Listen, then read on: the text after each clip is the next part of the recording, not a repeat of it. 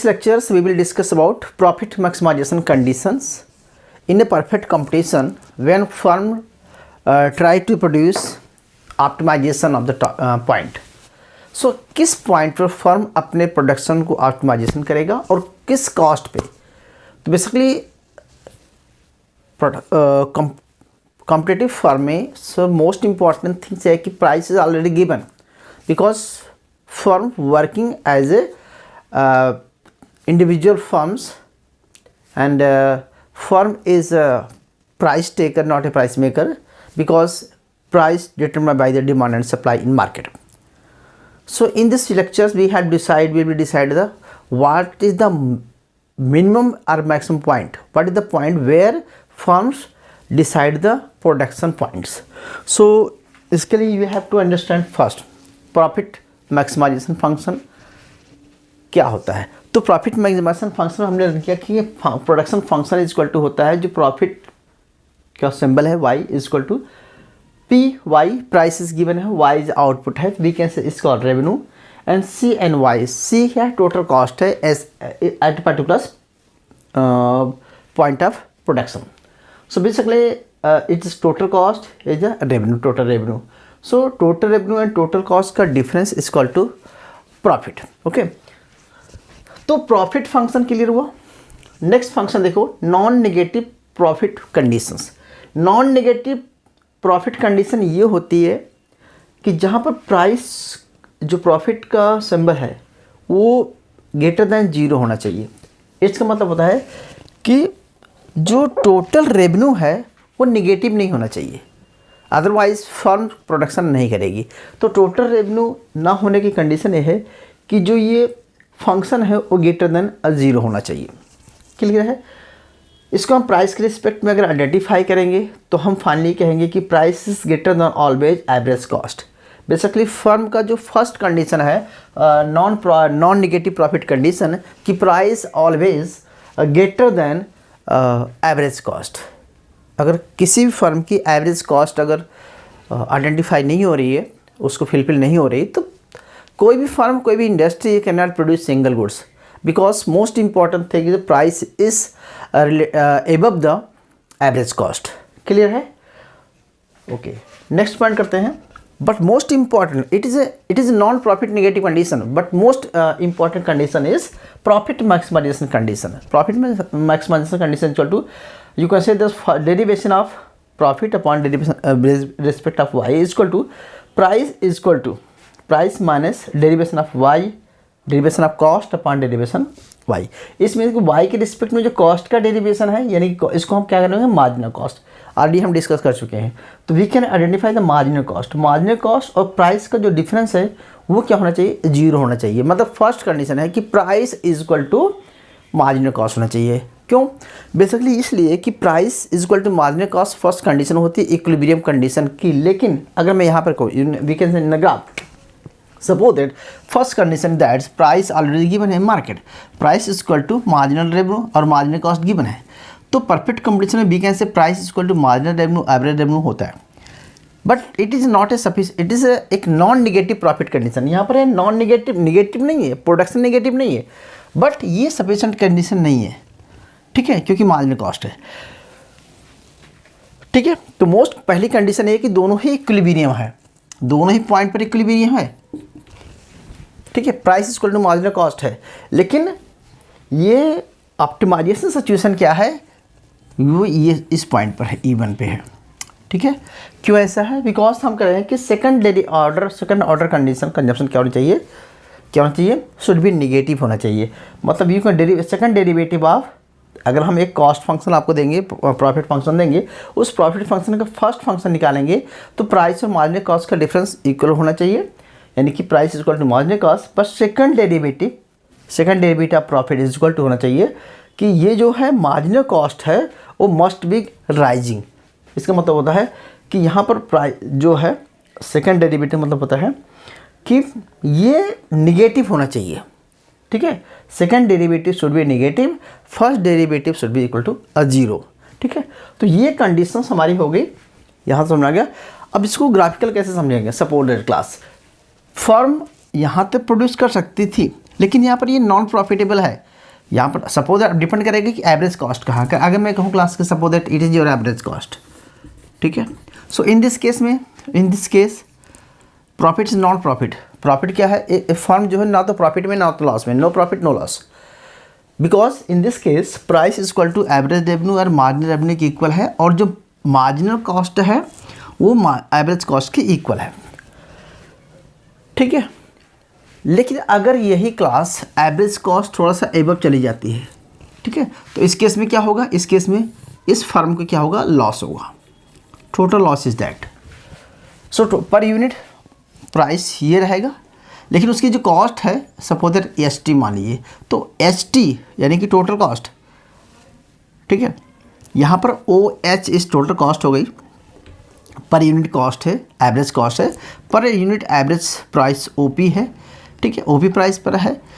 तो इस केस में पर यूनिट लॉस हो रहा है उसका, H E per unit loss हो रहा है। तो इसका मतलब होता है कि इस फर्म क्या हो, इस केस में प्रोडक्शन नहीं करेगी। तो फर्स्ट कंडीशन यही होनी चाहिए कि एवरेज कॉस्ट जो है, प्राइस जो है क्या होना चाहिए, प्राइस जो है ऑलवेज एवरेज कॉस्ट से एबव होना चाहिए। यहाँ पर एवरेज कॉस्ट ज़्यादा है, ठीक है, तो प्राइस एवरेज कॉस्ट ज़्यादा है प्राइस से, तो इसका मतलब ये कंडीशन नहीं फुलफिल हो रही है, ये नॉन प्रोडक्टिव है, ये प्रोडक्शन नहीं करेगा, ठीक है। लेकिन अगर यहीं पर प्राइस, अगर मैं क्लास यहाँ पर बात करूँ कि अगर एवरेज कॉस्ट थोड़ा बिलो हो जाता है, देखिए एवरेज कॉस्ट, इसमें होता है कि आप ये देख सकते हैं कि प्राइस तो ये है, ठीक है, प्राइस तो ये है, पर ये क्या हो जाएगा, प्रॉफिट कंडीशन। क्यों, because we can say total price is OP price and OE price है, बट उसकी average cost S T dash कर दीजिए, तो ये जो कंडीशन है पर यूनिट टोटल प्रॉफिट है, और total profit is equal to OP हो जाएगा।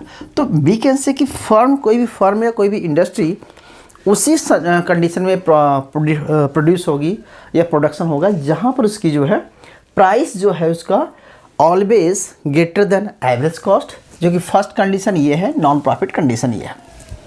सेकंड कंडीशन है कि नॉन प्रॉफिट मैक्सिमाइजेशन कंडीशन है कि ये भी होना चाहिए कि price equal to marginal cost के होना चाहिए। तो सेकंड कंडीशन भी हो गया।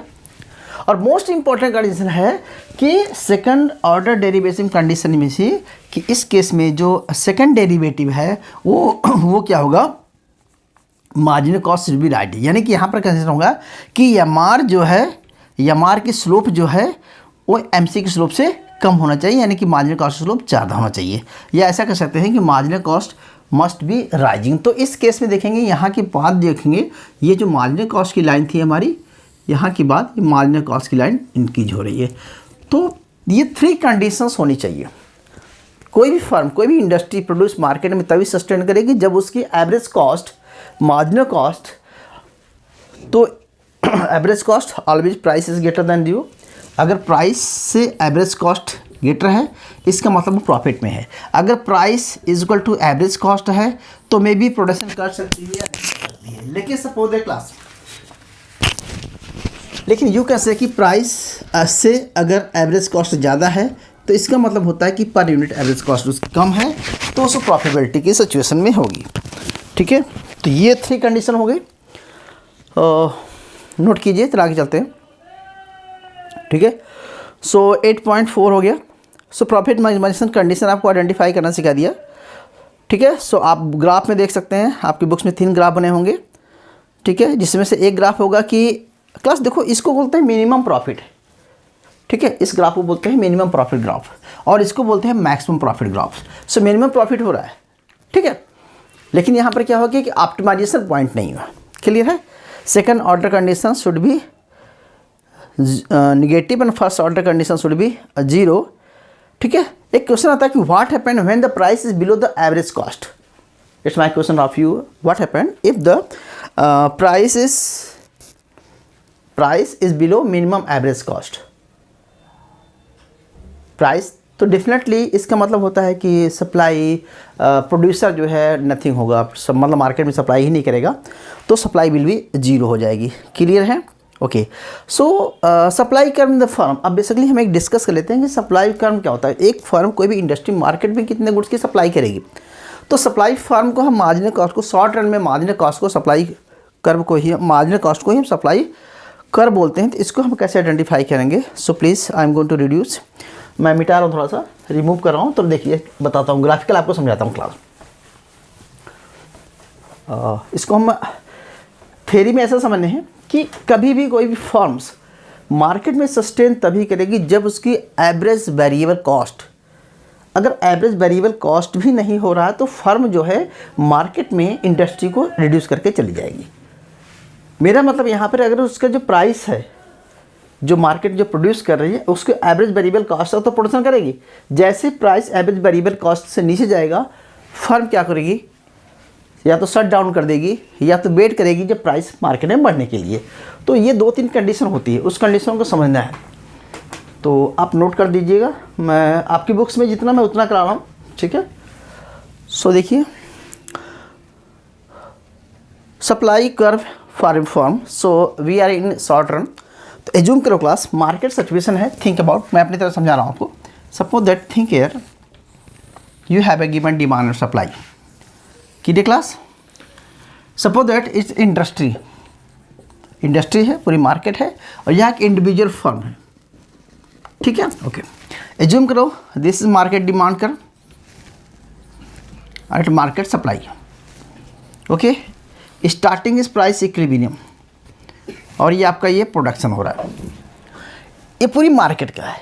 और इस फर्म पर हमने कहा कि प्राइस जो है और मार्जिनल रेवेन्यू और एवरेज रेवेन्यू के इक्वल होगा, यानी कि परफेक्ट कंपटीशन प्राइस होता है। अब क्लास हमने ये भी पढ़ा था थोड़ी पहले कि ये हमारी मार्जिनल कॉस्ट है, क्या हमारी मार्जिनल कॉस्ट है, ठीक है। और ये मार्केट में इस पर्टिकुलर प्राइस पर, ओपी प्राइस पर OQ1 क्वांटिटी को सेल कर रही है, इक्विलिब्रियम प्राइस है, क्लियर है। अब सपोज दैट हम करें कि फर्म मार्केट में जो है फर्म गुड्स की डिमांड्स बढ़ जाती है, तो अगर मार्केट में गुड्स की डिमांड इंक्रीज हो जाती है तो मार्केट में प्राइस क्या हो जाएगा, प्राइस डेफिनेटली इंक्रीज हो जाएगा, प्राइस डेफिनेटली इंक्रीज हो जाएगा। मार्केट में प्राइस इंक्रीज होने से ये जो गुड्स की सप्लाई है ये फर्में मार्केट में सप्लाई करेंगी, क्योंकि प्राइस बढ़ने से सप्लाई बढ़ती है, प्राइस का सप्लाई के साथ पॉजिटिव रिलेशन होता है। तो यानी कि इसका मतलब हुआ कि हमारा जो प्राइस बढ़ेगा मार्केट में, तो हमारे एक फर्म की, इंडस्ट्री की एवरेज कॉस्ट, मार्जिनल कॉस्ट भी बढ़ जाएगी। तो marginal revenue and average revenue हमारा ये बढ़ गया, ठीक है। अभी क्या होगा कि अब फर्म इस प्राइस पर इतना प्रोड्यूस कर रही है, तो अब इसको इक्विलिब्रियम आपका इसका यहाँ पर आ जाएगा, ये पहले इक्विलिब्रियम था, अब इक्विलिब्रियम यहाँ पर आ जाएगा। अगेन मार्केट की डिमांड्स अगेन इंक्रीज हो गई तो फर्म का प्राइस अगेन इंक्रीज हो जाएगा, गुड्स का प्राइस इंक्रीज हो जाएगा, P2 हो जाएगा, तो मार्केट में सप्लाई बढ़ जाएगी। तो ये मार्केट की सप्लाई बढ़ रही है, प्राइस बढ़ने से मार्केट की सप्लाई बढ़ रही है। और प्राइस बढ़ क्यों रहा है, क्योंकि मार्केट में डिमांड्स बढ़ रही है ड्यू टू अदर फैक्टर। अब इसकी वजह से एक फर्म की जो है सप्लाई भी क्या हो रही है, देखेंगे ये मार्जिनल कॉस्ट वही रहेगा, average revenue, marginal revenue and average revenue वही रहेगा, थोड़ा सा ऊपर हो जाएगा, E से E2 पे आ गया। तो प्राइस देखो, प्राइस E से E2 पे गया, तो प्राइस बढ़ा तो हमारी जो क्वांटिटी सप्लाई है वो भी बढ़ी, एक फर्म की, यह एक इंडिविजुअल फर्म है। तो क्लास अब ऐसा कर सकते हैं कि अब हम कह सकते हैं कि ये जो मार्जिनल कॉस्ट है इसको क्या बोलेंगे, इसको सप्लाई कर बोलेंगे। क्यों? क्योंकि देखो जैसे प्राइस बढ़ा तो क्वांटिटी सप्लाई बढ़ी तो कॉस्ट भी बढ़ रही है, तो कॉस्ट इंक्रीजिंग है, ठीक है। तो अब यहाँ पे देखो ये सप्लाई कर्व है E1 E2, तो हम E1 E2 अगर ऐसे को मिलाएं, इसको ऐसे जाएं, तो इसका मतलब हुआ क्या है, इसका मतलब ये हुआ कि जो ये सप्लाई कर्व है तो ये सप्लाई कर्व क्यों नहीं हो सकता, तो ये भी एक सप्लाई कर्व है। इसको हम कैसे समझते हैं, क्योंकि मार्जिनल कॉस्ट जो है वो सप्लाई कर्व है, कह रहा है आपके सिलेबस में, बुक में। तो रीज़न ये है कि कहता है कि मार्केट में परफेक्ट कंपटीशन है, और परफेक्ट कंपटीशन में प्राइस जब चेंज होता है डिमांड सप्लाई की वजह से, तो एक फर्म का जो है उसका रेवेन्यू भी चेंज होता है और उसकी वो भी सप्लाई को बढ़ाता है। पहला कंडीशन ये है। तो मार्जिनल कॉस्ट को हम सप्लाई कर्व भी बोलते हैं। इन शॉर्ट रन में एक फर्म की सप्लाई कितना करेगा। एक क्वेश्चन यहाँ पर है कि क्लास किस लेवल पर कहा जाएगा कि सप्लाई कर्व हो रहा है, तो एवरेज वेरिएबल कॉस्ट जो है उसकी निकल रहेगी। अभी आप डिटेल और एडिट पढ़ाएंगे। तो कहने का मतलब क्लास ये तो सपोज दैट यह एक एवरेज वेरिएबल कॉस्ट होती है। क्या होती है? Average variable cost. और इसको मिला देंगे एवरेज वेरिएबल कॉस्ट और एवरेज फिक्स कॉस्ट मिलाएंगे तो एवरेज टोटल कॉस्ट होती है ATC होती है, अपडेटेड माप रहे हैं।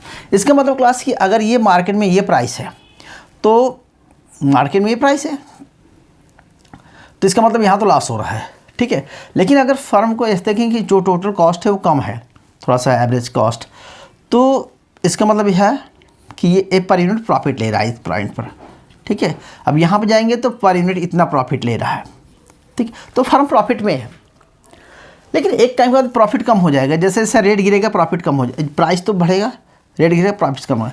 तो अगर प्राइस इस लेवल तक आ गया है, ठीक है, जो कि एवरेज वेरिएबल कॉस्ट भी उसकी नहीं रिकवरी हो पा रही है, तो वो फिर सप्लाई नहीं करेगा फर्म। तो कहते हैं कि प्राइस जो सप्लाई कर होता है, जो शॉर्ट रन में मार्जिनल कॉस्ट को सप्लाई कर तभी कहा जाता है एक सर्टेन पॉइंट के बाद, यहाँ तक सप्लाई कर, ठीक है, इसके बाद ये रही क्यों, यानी कि मार्जिनल कॉस्ट को हम सप्लाई कर तभी बोलेंगे जब एवरेज वेरिएबल कॉस्ट जो एबव का जो पोर्शन है ये एवरेज वेरिएबल कॉस्ट है, ठीक है, और उसके ऊपर का जो एबव का पोर्शन है इसी को हम मार्जिनल सप्लाई कर बोलेंगे इन परफेक्ट कंपटीशन में शॉर्ट रन में क्लास। तो बेसिकली ये देखना चाहते हैं कि मार्जिनल कॉस्ट को सप्लाई कर्व क्यों कहते हैं, क्योंकि सप्लाई कर्व भी मार्जिनल कॉस्ट प्राइस के बढ़ने पर मार्जिनल कॉस्ट बढ़ता है और प्राइस के बढ़ने पर सप्लाई भी बढ़ती है, ठीक है। तो इसको हमने एक कोरिलेट करके बताया है, इसीलिए इसको सप्लाई कर्व मार्जिनल कॉस्ट को सप्लाई कर्व बोलते हैं क्लास। क्लियर हुआ इतना? ओके। अब क्लास आपको मैं एक बहुत ही सिंपल तरीके से बुक में जो भी है एक न्यूमेरिकल एग्जांपल से आपको समझाऊंगा ये सारी बातों को, first condition, second condition, profit, supply curve, ये सब हम एक न्यूमेरिकल एग्जांपल समझते हैं। पहले आप इसको नोट कर लीजिए, समझ लीजिए, फिर अब आगे चलते हैं। मैं थोड़ा सा फोर्स कर रहा हूँ आपको वीडियो को।